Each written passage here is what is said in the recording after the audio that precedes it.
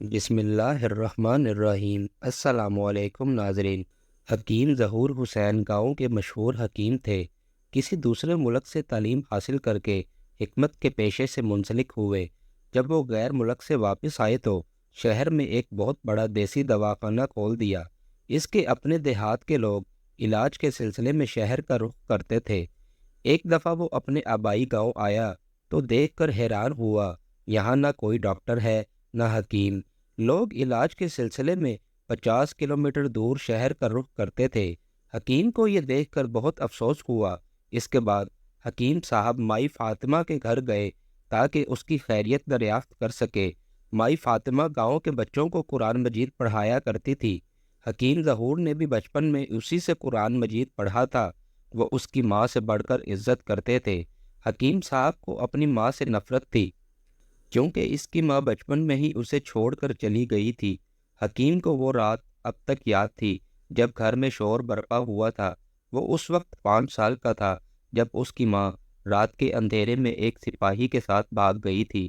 وہ دل میں سوچتا تھا کہ کیسی ماں تھی جو اپنے جگر کے ٹکڑے کو چھوڑ کر چلی گئی اور بعد میں اس کی خبر بھی نہ لی۔ اس کا باپ بیوی کی بے وفائی کی وجہ سے نیم پاگل ہو چکا تھا۔ ماں کے جانے کے بعد مائی فاطمہ نے ہی ظہور کی پرورش کی اور اسے اپنے بچوں سے کم نہ سمجھا۔ جب وہ گھر کی دہلیز پر پہنچے تو وہاں پر ایک افسوسناک خبر ملی۔ اسے بتایا گیا کہ مائی فاطمہ 6 ماہ پہلے انتقال کر چکی ہے۔ رات کو اس کی طبیعت اچانک خراب ہوئی تو گھر والے پریشان تھے کہ گاؤں میں تو کوئی ڈاکٹر ہی نہیں ہے۔ آدھی رات کو اسے شہر لایا گیا تو راستے میں ہی اس کا انتقال ہو گیا۔ ڈاکٹروں کے مطابق اگر اس کا بروقت علاج ہو جاتا تو اسے بچایا جا سکتا تھا۔ یہ خبر حکیم صاحب پر بجلی بن کر گری اور اس نے فیصلہ کر لیا کہ اب میں شہر کی بجائے گاؤں میں ہی اپنا دواخانہ کھولوں گا اور اپنے گاؤں کے باسیوں کی خدمت کروں گا۔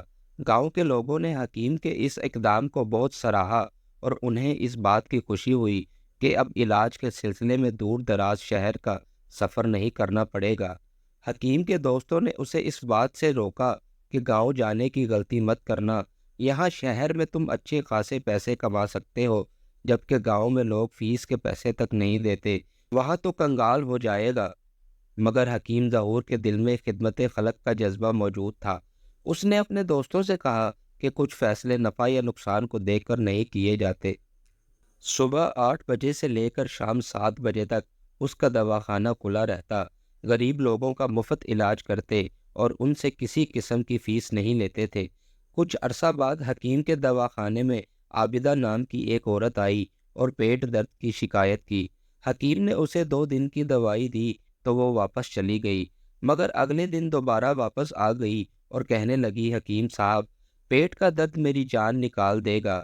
حکیم صاحب نے دوبارہ دوائی دی مگر اگلی صبح پھر دواخانے آ گئی۔ حکیم صاحب نے کہا، میں یقین سے کہہ سکتا ہوں کہ تمہارے پیٹ میں بالکل درد نہیں، البتہ تمہارے پیٹ میں کوئی ایسی بات ضرور ہے جو تجھے پریشان کر رہی ہے، بتاؤ کیا کہنا چاہتی ہو؟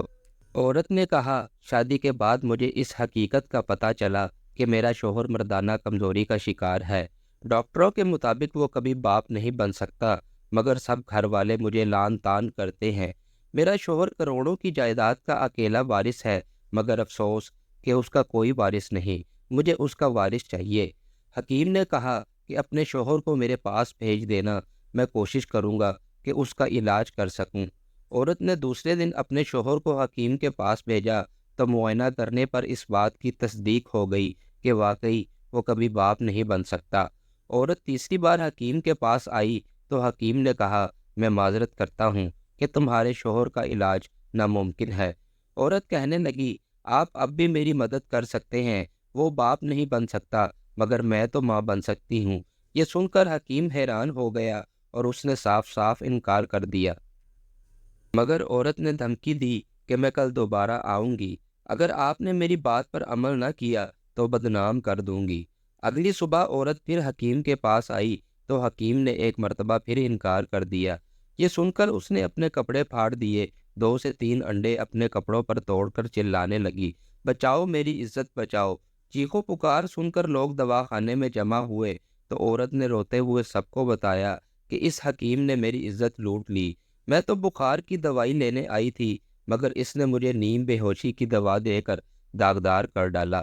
حکیم چلاتا رہا کہ یہ عورت مجھ پر بہتان لگا رہی ہے، مگر جب انہوں نے عورت کے پھٹے ہوئے کپڑے دیکھے تو حکیم کو پکڑ کر لے گئے۔ قبیلے کی برادری میں یہ فیصلہ ہوا کہ حکیم کو سنسار کر کے مار دیا جائے۔ سب گاؤں والے اسے پکڑ کر لے جا رہے تھے کہ ایک رئیس اپنے گھوڑے پر سوار ہو کر کہیں جا رہا تھا۔ اس نے قبیلے کے سردار سے کہا کہ میں یہ ثابت کر سکتا ہوں آیا عورت نے بہتان لگایا ہے یا یہ حکیم حقیقی طور پر گنہگار ہے۔ اس نے حکیم کو ایک بہتی نہر میں نہانے کو کہا اور اسی نہر میں اپنے گھوڑے کو پانی پلانے لگا۔ گھوڑے نے نہر کا پانی پینا شروع کر دیا۔ رئیس نے چیخ کر کہا، خدا کی قسم یہ حکیم بے گناہ ہے اور عورت نے اس پر بہتان لگایا ہے۔ میرا گھوڑا کبھی بھی نجس پانی نہیں پیتا۔ اگر حکیم نے بدکاری کی ہوتی تو اس کی سمت سے آنے والا پانی گھوڑا نہیں پی سکتا۔ گاؤں کے باقی لوگوں نے بھی اس بات کی گواہی دی کہ اسی طریقے کی بدولت کئی بدکار نوجوانوں کو پکڑا گیا تھا جب اس وقت گھوڑے نے پانی نہیں پیا تھا۔ مزید یہ کہ عورت کے داغدار کپڑوں کو گرم پانی میں ابالا گیا تو انڈے کی سفیدی ظاہر ہو گئی اور اس کی بددیانتی پکڑی گئی۔ حکیم کو باعزت بری کر دیا گیا کہ عورت کو سزا کے طور پر گاؤں سے نکال دیا گیا تاکہ وہ دوبارہ کسی پر بہتان نہ لگا سکے۔ دوستو، آپ کو یہ ویڈیو پسند آئی ہے تو اسے اپنے دوستوں کے ساتھ شیئر کریں اور مجھے اگلی ویڈیو تک کے لیے اجازت دیں۔ چینل پر نئے ہیں تو لازمی سبسکرائب کر لیں۔ شکریہ۔